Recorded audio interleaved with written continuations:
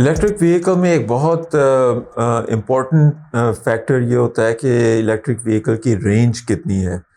Range से मुराद ये है कि कितना वो चल सकती है, कितना डिस्टेंस कवर कर सकती है बैटरी को रिचार्ज होने से पहले। कि अगर आपने बैटरी को चार्ज किया, बैटरी आपकी फुली चार्ज्ड है, उसके बाद कितनी डिस्टेंस कवर करेगी व्हीकल उसकी रिचार्ज करने से पहले।